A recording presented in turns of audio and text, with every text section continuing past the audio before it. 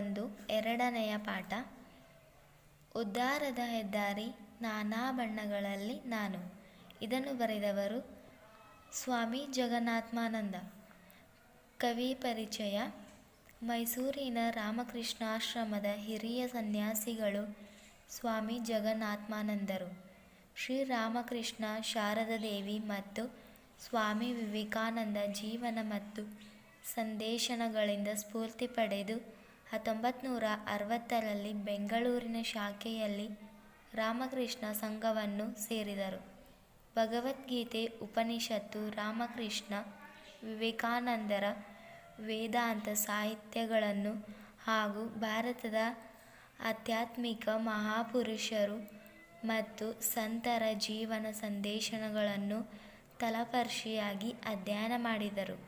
ಮೈಸೂರಿನ ರಾಮಕೃಷ್ಣ ಶಾಲೆಯ ಕ್ಷೇಮಪಾಲಕರಾಗಿ ಅವರು ನಿರ್ವಹಿಸಿದ ಜವಾಬ್ದಾರಿಗಳನ್ನು ನಾವು ಇಲ್ಲಿ ಕಾಣಬಹುದು. ಬದುಕಲು ಕಲಿಯಿರಿ, ಶಾರದಾನಂದರು, ರಾಣಿ ರಸಮಣಿ, ಏಳಿ ಎದ್ದೇಳಿ ಮುಂತಾದವು ಇವರ ಕೃತಿಗಳು. 17 ಮುದ್ರಣಗಳನ್ನು ಕಂಡಿರುವ ಇವರು ಬದುಕಲು ಕಲಿಯಿರಿ ಪುಸ್ತಕದ 3 ಲಕ್ಷಕ್ಕೂ ಅಧಿಕ ಪ್ರತಿಗಳು ಮಾರಾಟವಾಗಿವೆ. ಇದು ಈ ಪುಸ್ತಕದ ಜನಪ್ರಿಯತೆಗೆ ನಿದರ್ಶನ. ಅಷ್ಟೇ ಅಲ್ಲದೆ ಹಲವಾರು ಭಾಷೆಗಳಿಗೂ ಈ ಕೃತಿ ಅನುವಾದಗೊಂಡಿದೆ. ಇವರ ಸಾಹಿತ್ಯ ಸೇವೆಗೆ 2004ರಲ್ಲಿ ಆರ್ಯ ಪ್ರಶಸ್ತಿಯೂ ಸಂದಿದೆ. ಇವರು 2018ರ ನವೆಂಬರ್ 15ರಂದು ನಿಧನರಾದರು. ಲೇಖನದ ಕುರಿತು. ಆತ್ಮವಿಶ್ವಾಸ, ಉತ್ತಮ ಅಭಿರುಚಿಗಳು ಜೀವನವನ್ನು ರೂಪಿಸುವ ಚಾಲಕ ಶಕ್ತಿಯಾಗಿವೆ. ಯುವಜನತೆಗೆ ಬದುಕಿನ ಸಮಸ್ಯೆಗಳು ಧೈರ್ಯ ಮತ್ತು ದಿಟ್ಟತನದಿಂದ ಎದುರಿಸಬೇಕಿದೆ. ಸಂಕಲ್ಪ, ಭಾವನಾ ಶಕ್ತಿಗಳ ಸಂಸ್ಕಾರವು ನಮ್ಮ ಜೀವನವನ್ನು ಉದ್ದೀಪಿಸಬೇಕಿದೆ. ಉನ್ನತ ಆದರ್ಶನ ಉತ್ತಮ ಮೌಲ್ಯಗಳನ್ನು ಯುವತೆಯಲ್ಲಿ ತುಂಬುವುದರ ಮೂಲಕ ಅವರನ್ನು ಉತ್ತಮ ಪೌರರನ್ನಾಗಿ ರೂಪಿಸಬೇಕಿದೆ. ಸ್ವಪ್ರಯತ್ನದಿಂದ ಒಬ್ಬ ವ್ಯಕ್ತಿ ಶಕ್ತಿಯಾಗಿ ರೂಪುಗೊಳ್ಳಬೇಕಿದೆ. ಇವೆಲ್ಲವನ್ನು ಇಂದಿನ ಯುವ ಪೀಳಿಗೆಗೆ ರೂಢಿಸಿಕೊಂಡಲ್ಲಿ ಇವರು ಖಿನ್ನತೆಯಿಂದ, ಕೀಳರಿಮೆಯಿಂದ ಮುಕ್ತರಾಗಿ ಆತ್ಮಗೌರವದಿಂದ ಸಮಾಜದಲ್ಲಿ ತಲೆ ಎತ್ತಿ ಬದುಕಬಲ್ಲರು. ಸಮಾಜಘಾತುಕ ಚರ್ಚೆಗಳಿಂದ ದೂರ ಉಳಿಯಬಲ್ಲರು. ತಮ್ಮ ಅಹಂಕಾರಗಳನ್ನು ಕಳೆದುಕೊಂಡು ಸ್ವಚ್ಛತೆಯಾಗಬಲ್ಲರೆಂದು ಜಗನ್ನಾಥಾನಂದರ ಅಭಿಪ್ರಾಯ. ಯುವತೆಯ ವ್ಯಕ್ತಿತ್ವ ನಿರ್ಮಾಣಕ್ಕೆ ಸಂಬಂಧಿಸಿದ ಅವರ ಈ ಚಿಂತನ ಲಹರಿ ಎಲ್ಲ ಕಾಲಕ್ಕೂ ಸಲ್ಲುವಂಥದ್ದು. ಈ ಲೇಖನದ ಸಾರಾಂಶ. ಸ್ವವ್ಯಕ್ತಿತ್ವ ಚಿಂತನವನ್ನು ಬದಲಿಸಲು ಸಾಧ್ಯವಿದೆ. ದೀರ್ಘಕಾಲದಿಂದಲೂ ಯುವಕನಲ್ಲಿ ಹುಟ್ಟುಗಟ್ಟಿದ ಭಾವನೆಗಳನ್ನು ತಪ್ಪು ಎಂಬುದನ್ನು ತಿಳಿಸಿಕೊಟ್ಟು, ಯಾವುದನ್ನು ಅನುಭವ ಮತ್ತು ಸಾಕ್ಷ್ಯಾಧಾರಗಳಿಂದ ಸತ್ಯವೆಂದು ತಿಳಿದು ಕೊಂಡಿರುವುದನ್ನು ಇನ್ನೊಂದು ಅನುಭವ ಮತ್ತು ಸಾಕ್ಷ್ಯಾಧಾರಗಳಿಂದ ಸರಿಯಿಲ್ಲ ಎಂದು ಸ್ಪಷ್ಟಪಡಿಸಬೇಕು. ಬಹಳಷ್ಟು ವಿದ್ಯಾರ್ಥಿಗಳು ತಮಗಿಂತ ಸ್ವಲ್ಪ ಬೇಗನೆ ವಿಷಯಗಳನ್ನು ಸಂಗ್ರಹಿಸುವ ಶಕ್ತಿಯಿರುವ ವಿದ್ಯಾರ್ಥಿಗಳೊಂದಿಗೆ ತಮ್ಮನ್ನು ಹೋಲಿಸಿಕೊಂಡು ತಮ್ಮನ್ನು ತಾವು ಅಪ್ರಯೋಜಕನೆಂದು ತಿಳಿಯುತ್ತಾರೆ. ಶಾಲಾ ಕಾಲೇಜುಗಳಲ್ಲಿ ಅವರ ಓದಿನಿಂದ ಬೇಸರಗೊಂಡು ಸ್ವಲ್ಪ ಬೈದರೆ ಅದಕ್ಕೆ ಹೆದರಿ ತಮ್ಮ ಆತ್ಮವಿಶ್ವಾಸವನ್ನೇ ಕಳೆದುಕೊಂಡು ಓದಿನಲ್ಲಿ ಬೀಳುತ್ತಾರೆ. ಬಹಳಷ್ಟು ವಿದ್ಯಾರ್ಥಿಗಳು ತಮಗಿಂತ ಸ್ವಲ್ಪ ಬೇಗನೆ ವಿಷಯಗಳನ್ನು ಸಂಗ್ರಹಿಸುವ ಶಕ್ತಿಯಿರುವ ವಿದ್ಯಾರ್ಥಿಗಳೊಂದಿಗೆ ತಮ್ಮನ್ನು ಹೋಲಿಸಿಕೊಂಡು ತಮ್ಮನ್ನು ತಾವು ಅಪ್ರಯೋಜಕರೆಂದು ತಿಳಿಯುತ್ತಾರೆ.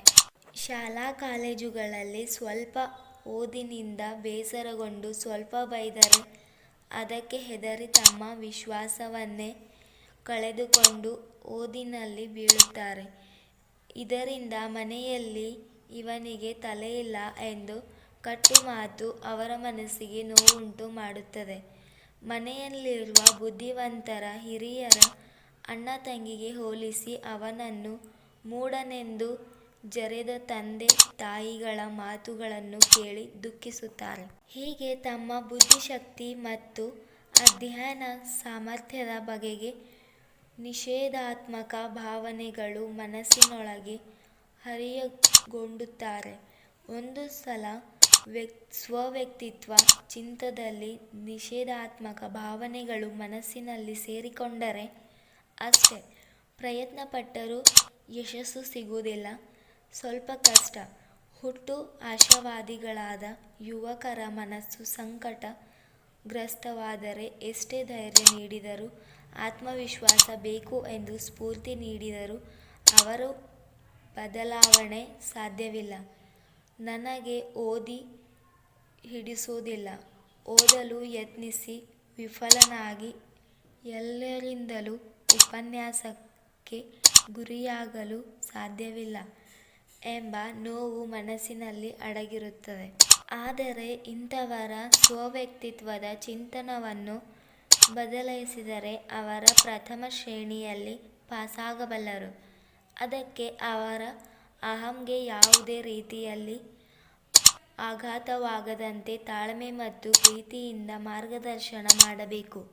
ಮೊದಲಿಗೆ ಸಣ್ಣ ಪುಟ್ಟ ಸಮಸ್ಯೆಗಳನ್ನು ಬಿಡಿಸಲು ಪ್ರೇರಣೆ ನೀಡಿ ಅದರಲ್ಲಿ ಜಯ ದೊರಕುವಂತೆ ಮಾಡಬೇಕು.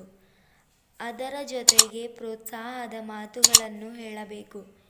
ಹೀಗೆ ಸಣ್ಣ ಪುಟ್ಟ ವಿಜಯಗಳನ್ನು ಸಾಧಿಸುತ್ತಾ ದೀರ್ಘಕಾಲದಿಂದ ಮನೆ ಮಾಡಿಕೊಂಡಿದ್ದ ಅವರ ಅಪಜಯದ ನಿಷೇಧಾತ್ಮಕ ಭಾವನೆ ಸಾವಕಾಶವಾಗಿ ಮಾಯವಾಗುತ್ತವೆ. ಸ್ವವ್ಯಕ್ತಿತ್ವ ಚಿತ್ರ ಬದಲಾಗುತ್ತದೆ, ವಿಶ್ವಾಸ ಮರಳುತ್ತದೆ, ಅವರು ಹೊಸ ವ್ಯಕ್ತಿಗಳಾಗುತ್ತಾರೆ. ನಾನುವಿನ ಬಗೆಗಿನ ಹುಟ್ಟುಗಟ್ಟಿದ ಕಲ್ಪನೆ ಅಥವಾ ರೂಢಿಮೂಲ ಭಾವನೆಗಳನ್ನು ಅನುಸರಿಸಿ ಮನುಷ್ಯರ ನಡವಳಿಕೆಯಲ್ಲಿ ಪ್ರವೃತ್ತಿಯಲ್ಲಿ ಹೇಗೆ ಬದಲಾವಣೆಯಾಗಬಹುದು ಎಂಬುದನ್ನು ಪರಿಶೀಲಿಸಿ ಇದೇ ತಾದಾತ್ಮ್ಯ ಸಂಬಂಧ ಅವರ ಸ್ವವ್ಯಕ್ತಿತ್ವ ಚಿತ್ರಕ್ಕನುಗುಣವಾಗಿ ಪ್ರತಿಯೊಂದು ತಾದಾತ್ಮ್ಯವು ಬೇರೆ ಬೇರೆ ಪ್ರತಿಕ್ರಿಯೆಗಳನ್ನು ವ್ಯಕ್ತಿಯಲ್ಲಿ ಉಂಟುಮಾಡುತ್ತದೆ. ನಾನು ಆರೋಗ್ಯವಾಗಿದ್ದೇನೆ ಎಂದುಕೊಳ್ಳುವ ವ್ಯಕ್ತಿ ತನ್ನ ಆರೋಗ್ಯವನ್ನು ಕುರಿತು ಮಾತ್ರ ಚಿಂತಿಸಿ ಸುಮ್ಮನಾಗುತ್ತಾನೆಯೇ? ನನ್ನ ಆರೋಗ್ಯದ ಬಗೆಗೆ ಅಭಿಮಾನವನ್ನು ಬೆಳೆಸಿಕೊಂಡ ಆತ ವಿದ್ಯಾವಂತ, ಧನವಂತ ಜನಗಳಂತೆ ಗುಪ್ತವಾಗಿಯೇ ವೈಯಕ್ತಿಕವಾಗಿಯೇ ಜಂಭವನ್ನು ಪ್ರದರ್ಶಿಸಬಹುದು. ತನ್ನ ಆರೋಗ್ಯದ ಬಗೆಗೆ ಯಾವುದೋ ಕಾರಣಗಳನ್ನು ಹೊರಡಬಹುದು. ನಾನಾ ತೆರನಾದ ರೋಗ ರುಜಿನಗಳಿಂದ ನರಳುವ ಜನರನ್ನು ಕೊಂಚ ತಿರಸ್ಕಾರರೂಪಿತ ದೃಷ್ಟಿಯಿಂದ ನೋಡಬಹುದು.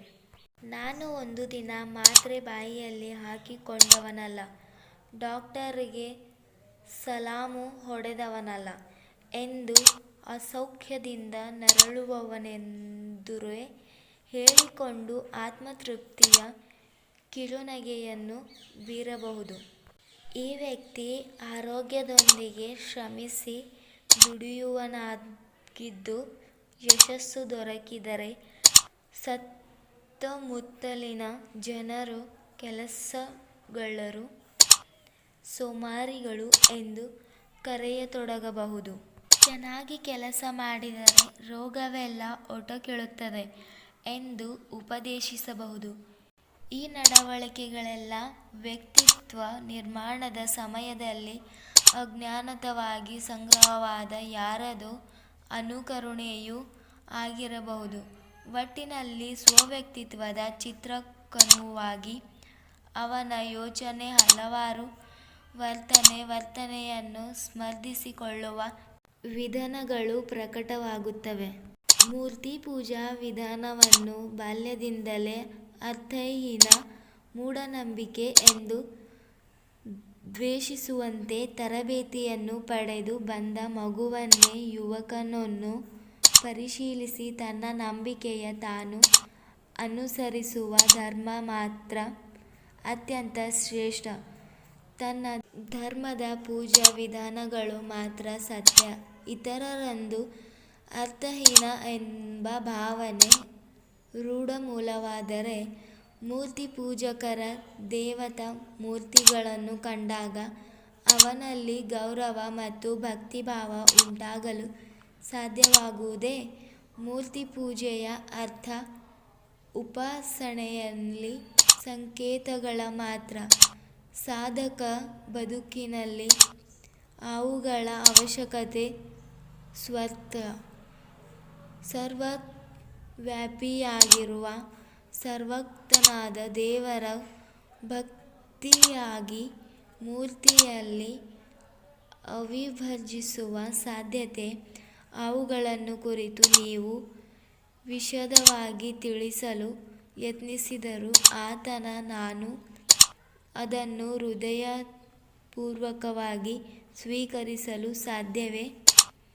ಅವಕಾಶ ದೊರೆತರೆ ಮೂರ್ತಿಯನ್ನು ಕೆಡಹಿಬಿಡೋಣವೆಂದು ಆತನಿಗೆ ತೋರಬಹುದು. ಜನರ ಹಿಂದೆ ಟೀಕೆ, ಕೋಪ, ಪೊಲೀಸರ ಭದ್ರತೆ ಅವನನ್ನು ಹಾಗೆ ಮಾಡದಂತೆ ತಡೆಯಬಹುದು.